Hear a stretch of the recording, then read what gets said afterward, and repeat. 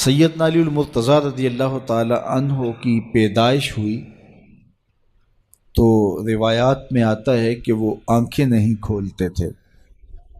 حضور مبارکباد دینے گئے اور اپنے بھائی کو دیکھنے گئے تو ان کی والدہ حضرت فاطمہ بنت اسد رضی اللہ تعالی عنہا نے کہا، بیٹا پیدا تو ہوا ہے لیکن پریشانی یہ ہے کہ آنکھیں نہیں کھولتا۔ تو آقا کریم علیہ السلام نے اپنا لعاب حضرت علی المرتضیٰ کے منہ میں ڈالا تو مولا علی نے آنکھیں کھول لیں۔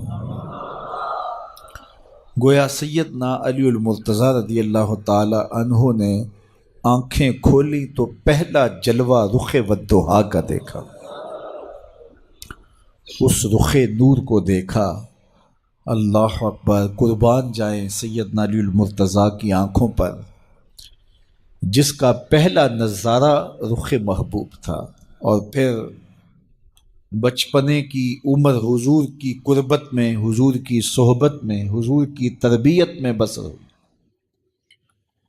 آقا کریم علیہ السلام جب اللہ کے حکم سے اعلان نبوت فرمایا تو سیدنا علی المرتضیٰ رضی اللہ تعالی عنہ نے ایمان لانے والوں میں سر فہرست اپنا نام لکھوایا اور آقا کریم علیہ السلام کے ساتھ پھر ہر محاذ پہ کھڑے ہوئے نظر آئے۔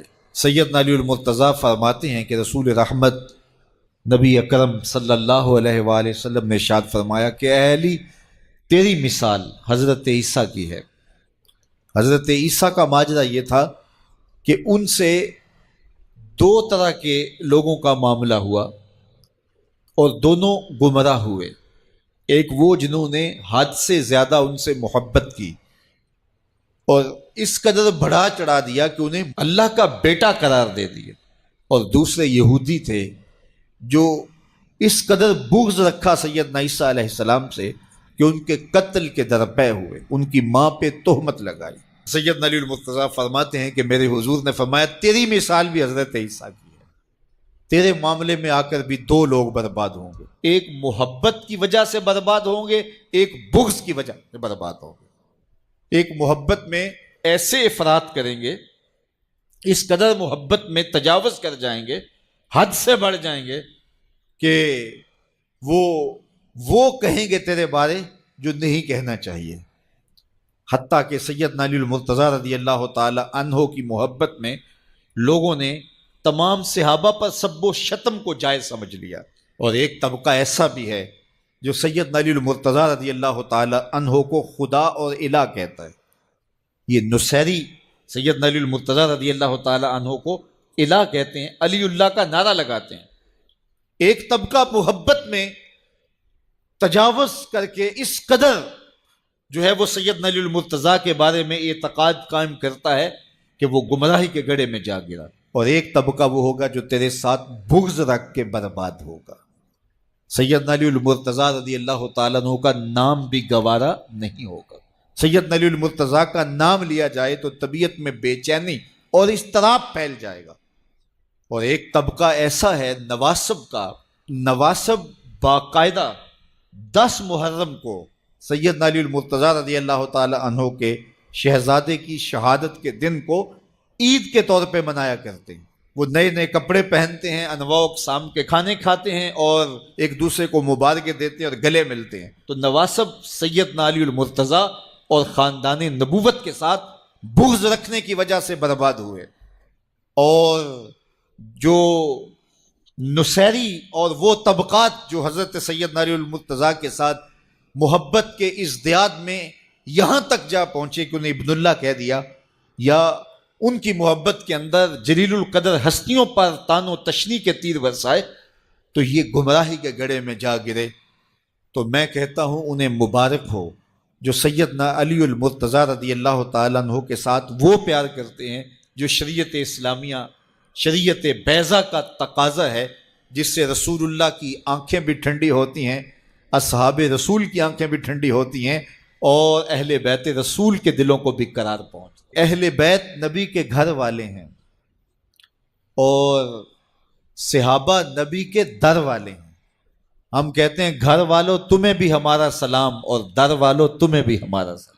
لوگوں نے صحابہ کے اندر لڑائیاں پیدا کر رکھی ہیں، لیکن یہ رحماء بینہم کا عملی مظاہرہ تھے، عملی ثبوت تھے، ایک دوسرے کے لیے ان کا پیار، ان کی محبت۔ حضرت علی المرتضیٰ اور حضرت سیدنا صدیق اکبر رضی اللہ تعالیٰ عنہ جا رہے ہیں کہ آگے امام حسن کھیل رہے ہیں، تو حضرت صدیق اکبر رضی اللہ تعالیٰ عنہ امام حسن کو اٹھا کر کے اپنے کندھوں پہ بٹھا لیتے ہیں اور ساتھ بولتے ہیں کہ اے حسن تو حضور کے مشابہ ہے، علی کے مشابہ تو نہیں ہے۔ اور حضرت علی المرتضیٰ رضی اللہ تعالیٰ عنہ تبسم کرتے چلے جا رہے ہیں، مسکراتے چلے جا رہے ہیں۔ ان کی تو محبت اور پیار کی کہانیاں تھیں۔ تو کہ نہ شناسی خفی راز جلی ہوشیار باش، اے گرفتار ابو بکر و علی ہوشیار باش۔ اقبال نے کہا تو خفی اور جلی کو نہیں جانتا، جو باریک جال بچھائے گئے ہیں سازشوں کے تو ان سے آگاہ نہیں ہے۔ ابو بکر و علی کو آپس میں مقابل کھڑے کرنے والے سوچ اسلام کے خلاف گہری سازش ہے۔ مجھے بتاؤ کہ اگر حضرت سیدنا صدیق اکبر اور دیگر اصحاب کو جو حضور کی تربیت کا جوہر تھے ان کو غلط ثابت کر دیا جائے تو پھر یہ کس پہ حرف آتا ہے؟ حضور کی تربیت پہ حرف نہیں آئے گا؟ یہ سازش تھی اسلام کے خلاف۔ جو یہ بدقسمتی ہے کہ امت ان سے پیار کرنے کی بجائے آپس میں ان کے ناموں پہ الجھ رہی ہو اور یوں گروہوں میں فرقوں میں تقسیم ہو کے رہ جائے۔ ایک کا پیار دوسرے سے دوری کا سبب بن جائے، یہ کیا ہوا؟ ماں سے پیار کرنے کا یہ مطلب نہیں ہے کہ باپ غلط ہے، اور باپ سے پیار کرنے کا مطلب یہ نہیں ہے کہ ماں سے نفرت کی جائے اور ماں سے دور ہٹ جائے۔ ان کے اپنے اپنے فرائض ہیں، اپنے اپنے منصب ہیں۔ بھائیوں سے پیار کرنے کا مطلب یہ نہیں ہے کہ بہنوں کا انکار کر دیا جائے، بہنوں سے پیار کرنے کا مطلب نہیں ہے کہ بھائیوں کی محبت کا انکار کر دیا جائے۔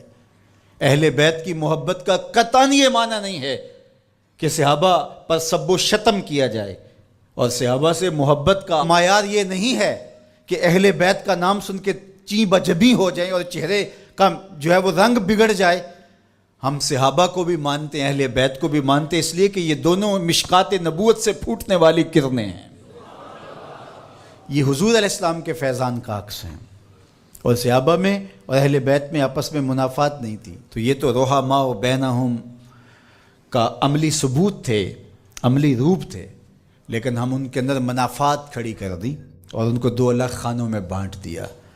اللہ اکبر۔ کسی نے کہا کہ اہل بیت اور صحابہ ہماری آنکھیں ہیں، تو معترض نے کہا دائیں کون سی ہے اور بائیں کون سی ہے؟ اس نے کہا آنکھیں دائیں بائیں نہیں ہوتی، آنکھیں ایک ہی ہوتی ہیں۔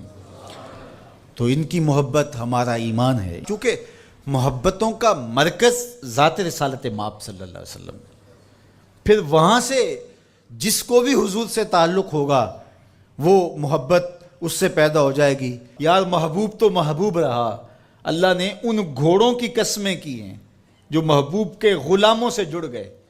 قرآن اٹھائیے، والعادیات دبھا فالموریات قدھا فالمغیرات صبحا فاثرن بہ نقعا فوسطن بہ جمعا۔ محبوب تیری ہی نہیں، تیرے غلاموں کی نہیں، تیرے غلاموں کے گھوڑوں کے پاؤں سے لگی ہوئی کھریوں کے ٹکرانے سے، پتھروں سے جو شرارے نکلتے ہیں، میں خدا ان شراروں کی بھی قسم کرتا ہوں۔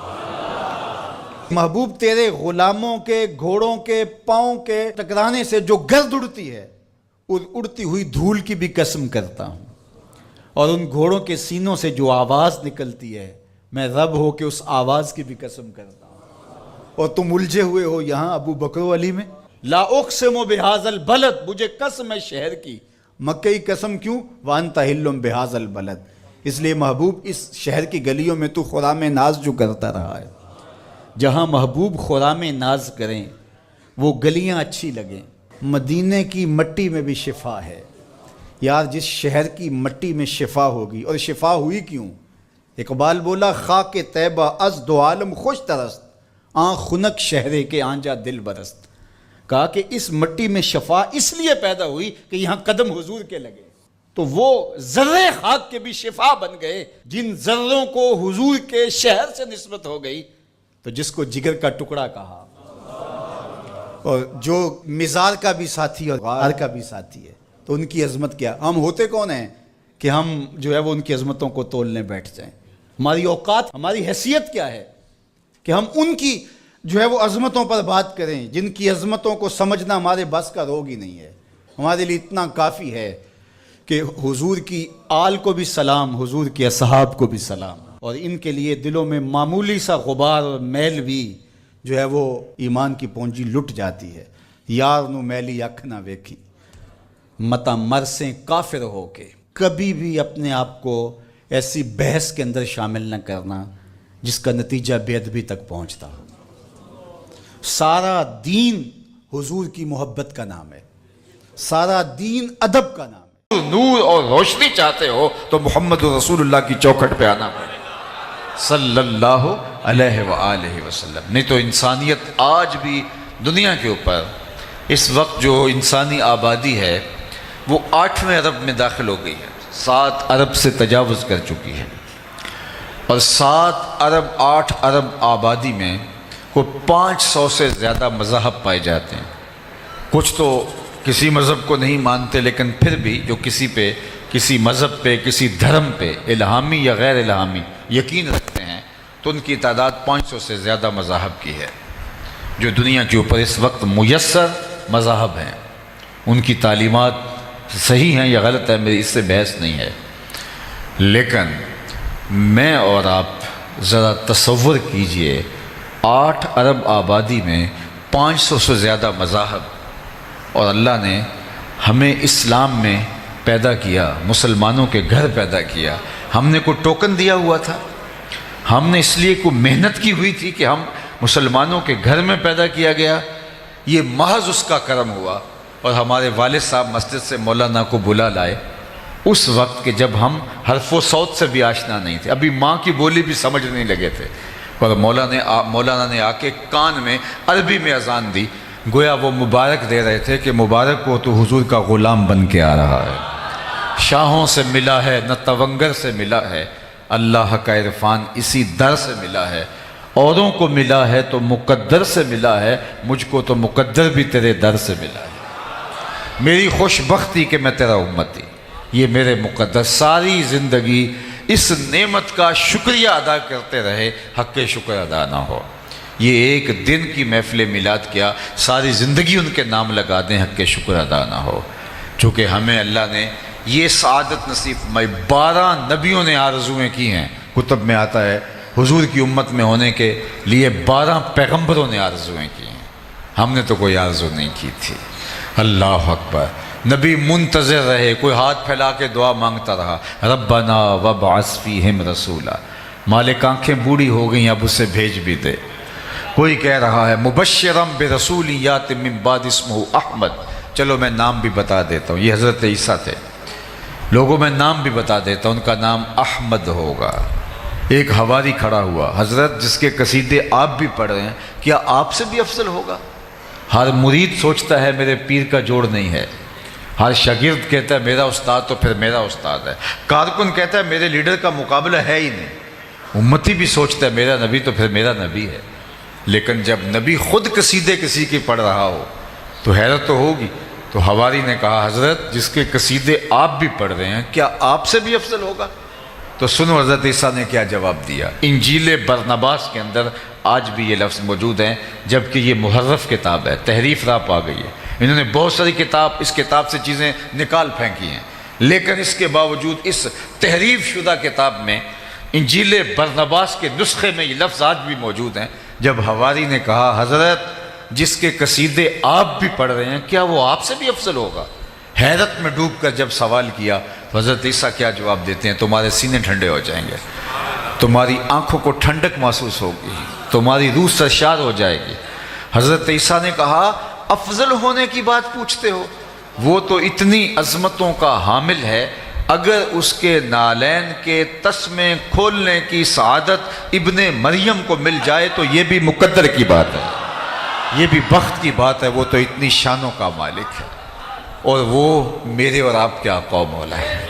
کسی نے کہا بری نازم کہ ہستم امتے، تو میں اس بات پہ ناز کرتا ہوں کہ حضور میں آپ کا امتی ہوں، بری نازم کہ ہستم امتے تو گناہ گارم و لیکن خوش نصیبم، گناہ گارم و لیکن خوش نصیبم، میں گناہ گار ضرور ہوں لیکن اللہ نے میرے مقدر ایسے رکھے کہ مجھے آپ کا غلام بنایا، تو یہ میرے اور آپ کے بخت۔ اور صاحب ایک تو مجھے حیرت ہوتی ہے کہ جب آج امت اس بات پہ لڑ رہی ہے کہ حضور کے ذکر کی مجلس کو برپا کرنا ہے یا نہیں کرنا، ابھی بھی یہ لڑائی ہوگی۔ میں پوچھتا ہوں کبھی ایسا ہوا ہے کہ پھولوں کا تذکرہ ہو رہا ہو اور بلبل کہے کہاں لکھا ہوا ہے؟ بات شمع کی ہو رہی ہے اور پروانہ دلیلیں ڈھونڈ رہا، اور یہ بھی نہیں کبھی ہوا کہ بات محبوب کی ہو رہی ہے اور محب کہے کہاں لکھا ہے۔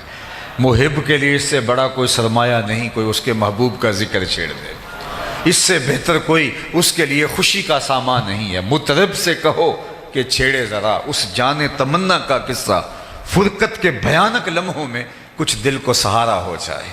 یہ تو ٹھنڈک ہے دل کی۔ شیخ مہدی الفاسی مطالع المسرات شرح دلائل الخیرات میں لکھتے ہیں، حضور کا ذکر سن کر جس شخص کے کلیجے میں ٹھنڈ نہیں پڑتی، اس کے سینے میں دھڑکنے والا دل کسی مومن کا دل ہی نہیں۔ یہ ہو ہی نہیں سکتا کہ قرار نہ پہنچے، تسکین نہ پہنچے۔ ہم نے تو اس محبت کو، اس پیار کو، حضور کی اس الفت کو عمل کے لیے مہمیز بنانا ہے۔ ہم نے تو اپنی زندگی حضور کے نام کرنی ہے۔ یہ 2 پہر کا 4 پہر کا میلاد اور یہ ذکر کی مجلسیں اور پورے مہینے میں 1 دن کا محفل میلاد، یہ کیا ہوا؟ ہم نے تو پوری زندگی ان کے نام لگانی ہے۔ ہم تو جئیں گے تو حضور کے لیے، ہم تو مریں گے تو حضور کے لیے۔ ہم نے ان کے بتائے ہوئے طریقے کے مطابق زندگی گزارنی ہے۔ آقا کریم علیہ السلام نے ہمیں یہ درس دیا۔ اللہ کے محبوب علیہ السلام نے ایک دن وضو فرمایا اور صحابہ وضو کا پانی زمین پر نہیں گرنے دیتے، وہ پانی کسی کے ہاتھوں پہ ہوتا ہے اور وہ اپنے چہروں پہ مل لیتے ہیں، اور جس کو وہ پانی میسر نہیں آتا وہ کسی کے گیلے ہاتھوں سے ہاتھ رگڑ کے اپنے چہرے پہ مل لیتے ہیں۔ آقا کریم نے جب محبت کے اس مظہر کو دیکھا تو ارشاد کیا، ما یحملکم علی ھذا، صحابہ تمہیں اس بات پر کس نے ابھارا ہے کہ تم میرے وضو کے پانی کو زمین پر نہیں گرنے دے رہے؟ حضور نے یہ حکم نہیں دیا تھا ان کو، یہ ان کی اپنی محبت کا تقاضا تھا۔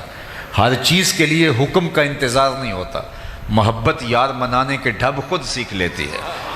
محبوب کو کیسے راضی کرنا ہے، محبوب کے ساتھ محبت کا اظہار کیا ہے، اس کا سلیقہ اور اس کا قرینہ کیا ہوگا، محبت خود راہیں تلاش کرتی ہے۔ پانی ہڑا نو لوڑ کی راہ براں دی، پہنچے آپ دریا سرکار یارا۔ وہ تھوڑا سا پانی ہو تو اس کے لیے راستے بنائے جاتے ہیں کہیں جذب نہ ہو جائے، لیکن جب طوفان کی شکل میں، سیلاب کی شکل میں پانی آئے تو پھر اس کے لیے راستے نہیں بنائے جاتے، وہ اپنی راہیں خود تلاش کرتا ہے اور آگے بڑھتا چلا جاتا ہے۔ جب عشق آتا ہے، محبت آتی ہے تو پھر یار منانے کے ڈھب بھی آ جاتے ہیں۔ تو حضور نے فرمایا، ما یحملکم علی ھذا، میں نے تو یہ حکم نہیں دیا۔ ایک دن حضور علیہ السلام نے پچنے لگوائے اور ایک لگن میں خون جمع کر لیا گیا، تو آقا کریم نے ایک صحابی کو دیا کہ اس کو لے جاؤ اور جا کے کسی ایسی جگہ اس کو بہا دو، ٹھکانے لگا دو جہاں کسی کے قدم نہ پہنچیں۔ وہ گئے، ایک پتھر کی اوٹ میں بیٹھ کے خود نوش جاں کر لیا۔ جب واپس پلٹے تو آقا کریم نے فرمایا، ٹھکانے لگائے؟ جی حضور، ایسی جگہ پہ جہاں کسی کے قدم نہیں پہنچیں گے۔ حضور مسکرائے اور فرمایا، لعلک شربت، شاید تم نے پی لیا ہے۔ قال نعم، جی جی حضور، میں نے کہا ایسا مشروب کہاں ملے گا، حضور کا خون میرے خون میں شامل ہو جائے۔ حضور ناراض نہیں ہوئے کہ تم نے یہ کیا کیا، میں نے تو بہانے کا کہا، تم نے پی لیا، لیکن حضور نے جو لفظ کہے وہ سنیے، یا غلام قد حررت نفسک من النار، اے بیٹے تو نے اپنے آپ کو آتش دوزخ سے بچا لیا۔ تو حضور کے وضو کے پانی کو صحابہ زمین پر نہیں گرنے دیتے۔ تو آقا کریم نے فرمایا، ما یحملکم علی ھذا، تمہیں اس بات پر کس نے ابھارا ہے، میں نے تو حکم نہیں دیا۔ تو انہوں نے کہا، حب اللہ و رسولہ، اللہ اور اس کے رسول کی محبت نے۔ تو اللہ کے محبوب نے پھر ارشاد فرمایا، جو یہ چاہے اللہ اور اس کے رسول سے محبت کرے اور اللہ اور اس کا رسول اس سے محبت کرے، اس کو 3 کام کرنے چاہیے۔ یعنی تمہارا یہ عمل اپنی جگہ پہ درست، لیکن کہیں اس عمل کی کیفیت میں کھو جاؤ اور کہیں عمل سے بے نیاز نہ ہو جاؤ، تم نہیں ہوگے آنے والے اس عمل سے جو ہے وہ اس اظہار محبت سے باقی عملی زندگی سے کہیں کنارہ کش نہ ہو جائیں۔ حضور نے ایک اصول دیا، فرمایا تمہارا یہ عمل اپنی جگہ پہ، لیکن سنو، جو یہ چاہتا ہے کہ اللہ اس کے رسول سے پیار کرے، اللہ اور اس کا رسول اس سے پیار کرے، اس کو 3 کام کرنے چاہیے۔ جب بھی بولے سچ بولے، جب اس کے پاس امانت رکھی جائے خیانت نہ کرے، اور جب کوئی اس کی ہمسائیگی میں آ بسے تو مجاورت کا، ہمسائیگی کا حق ادا کرے۔ یعنی تمہارا وہ عمل اپنی جگہ پہ کہ میرے وضو کے کہ پانی کو تم زمین پر نہیں گرنے دیتے، لیکن محبت کہیں یہی نہ رک جائے اور میرا لایا ہوا نظام کہیں تمہاری نظروں سے اوجھل نہ ہو جائے، آنے والوں کی نظروں سے اوجھل نہ ہو جائے۔ تو فرمایا کہ جو چاہے کہ اللہ اس کے رسول سے محبت کرے اور اللہ اس کا رسول اس سے محبت فرمائے، تو اس کو یہ 3 کام کرنے چاہیے۔ سب سے پہلے سچ بولے، جب بھی بولے اس کی زبان سے جھوٹ نہیں نکلنا چاہیے۔ یہ مومن کی زندگی ہے، مومن سچا ہوتا ہے۔ اور ہم کیوں سچے نہیں ہوں گے؟ ہمارے نبی کو تو کافر بھی صادق و امین کہتے تھے۔ اللہ کے محبوب علیہ السلام سے پوچھا گیا کہ حضور مومن بزدل ہو سکتا ہے؟ فرمایا نہیں، بہادر ہوتا ہے، لیکن ہو سکتا ہے کبھی بزدلی بھی کر جائے، آخر بشر ہی تو ہے۔ پھر پوچھا گیا مومن بخیل ہو سکتا ہے؟ فرمایا نہیں، سخی ہوتا ہے، لیکن ہو سکتا ہے کبھی بخل بھی کر جائے، آخر بشر ہی تو ہے۔ پھر تیسرا سوال ہوا مومن جھوٹا ہو سکتا ہے؟ فرمایا جھوٹا نہیں ہو سکتا، یہ طے شدہ بات ہے، مومن ہو اور جھوٹا ہو یہ نہیں ہو سکتا۔ میں اور آپ اپنے اندر اتر کے دیکھیں، اگر بات بات پہ جھوٹ بولتے ہیں تو پھر کاہے کا اسلام اور کاہے کا دین؟ ہمیں تو بتایا گیا ہے کہ تمہاری زبان سے سچ کے علاوہ کچھ نہ نکلے۔ اللہ اکبر! جو شخص جھوٹ بولتا ہے اس کے منہ سے بدبو نکلتی ہے، جو عام لوگ تو نہیں سونگھ پاتے، لیکن اللہ کے نورانی فرشتے اس کو سونگھتے ہیں، اس کو محسوس کرتے ہیں اور 1 میل پیچھے ہٹ جاتے ہیں۔ اب مجھے بتائیے، جو رحمت کا پارسل لے کے رحمت کی ڈلیوری دینے ہمارے گھر آ رہے تھے، تو گھر سے نکلتے ہوئے بدبو کے بھبوکوں کی وجہ سے پیچھے ہٹ گئے۔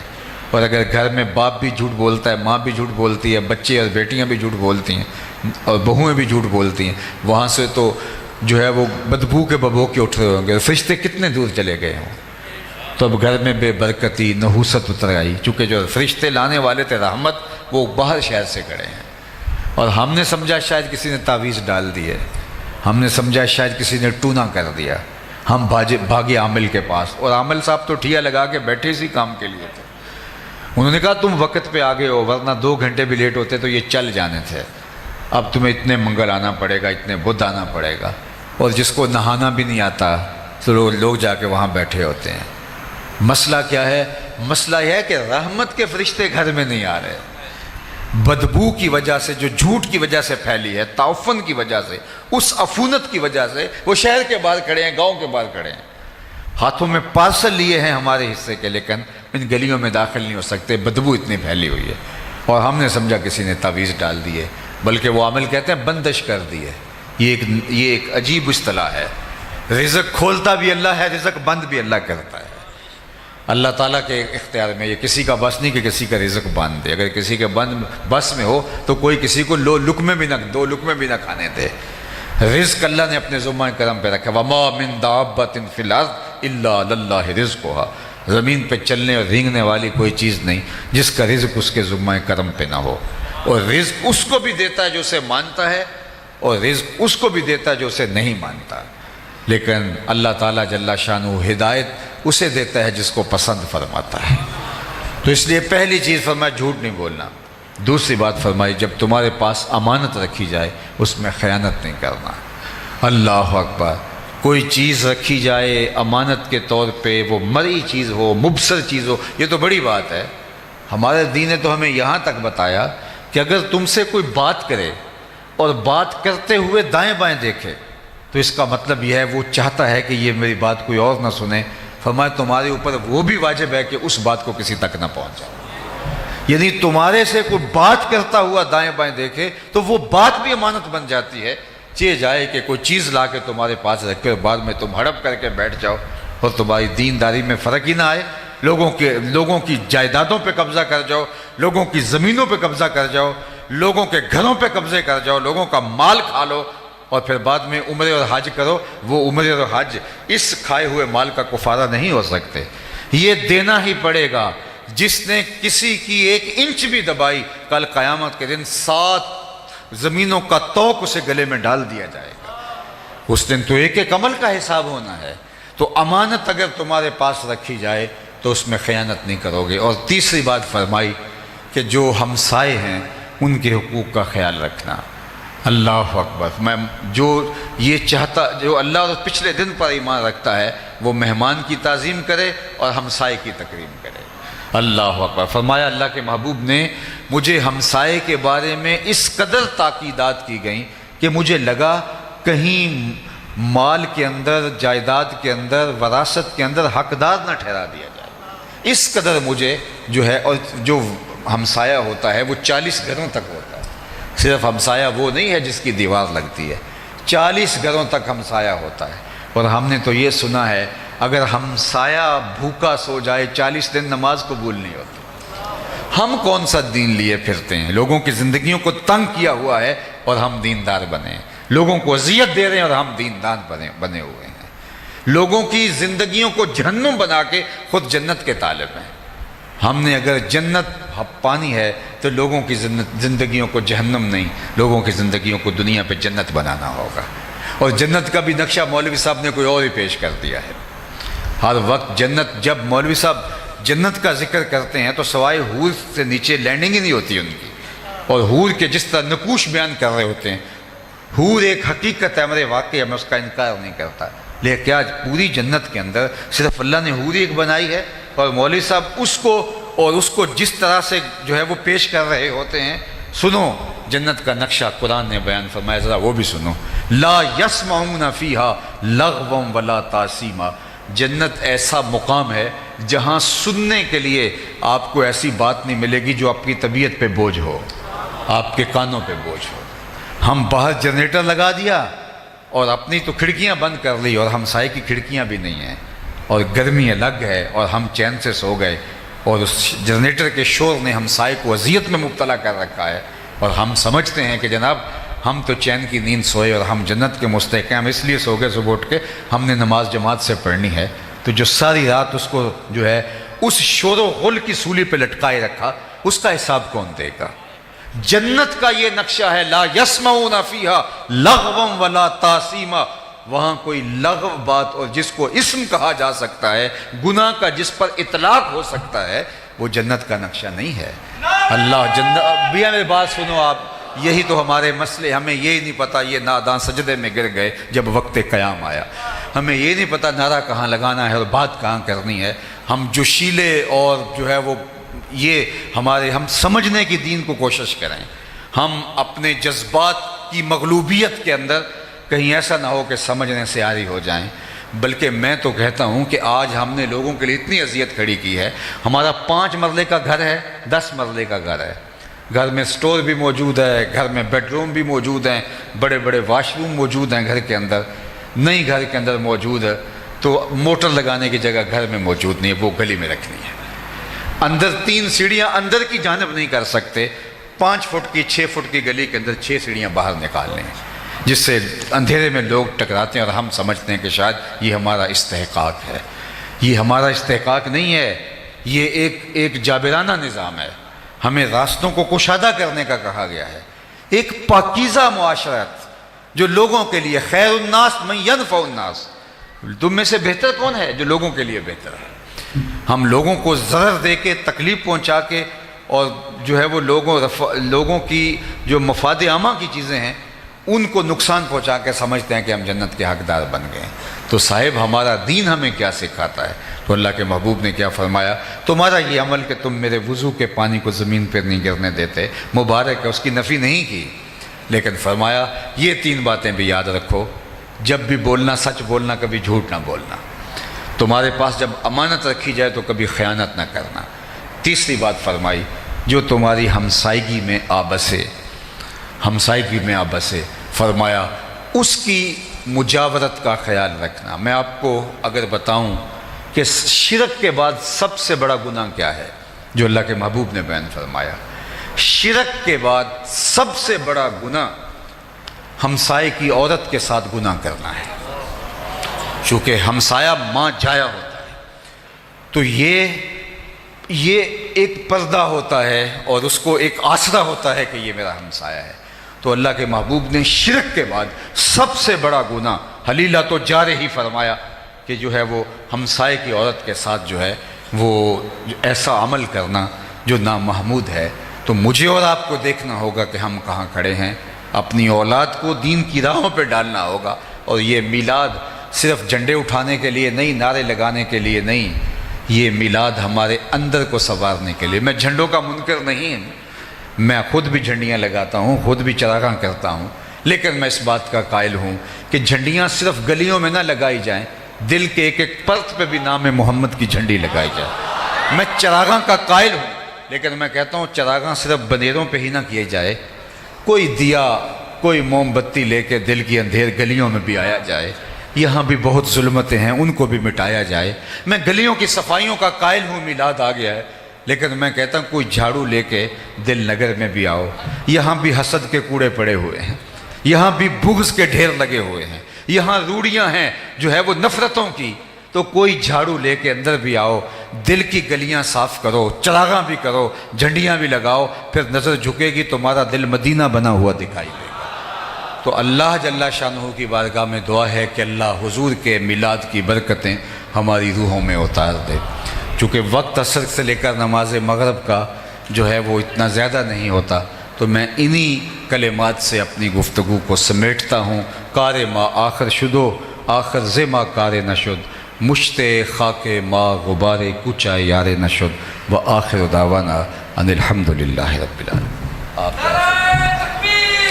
اللہم صلی علی سیدنا و مولانا محمد معدن الجود والکرم و آلہ و صحبہ و بارک وسلم۔ اللہ اٹھے ہوئے ہاتھ کبھی خالی نہ موڑنا، پھیلی ہوئی جولیاں رحمتوں سے بھر دینا، بخت کی بہاریں نصیب فرمانا، مقدر کی خزائیں رخصت کر دینا۔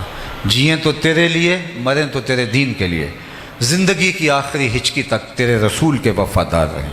ہر علت سے، ہر قلت سے، ہر ذلت سے رہائی عطا کر دے، اپنے پاک نبی کے در کی گدائی عطا کر، نفس اور شیطان کے مکر و فریب سے بچانا، ستھرائیاں دینا۔ اللہ اس مسجد کو قیامت تک آباد رکھنا، اس کی رونق کے سلام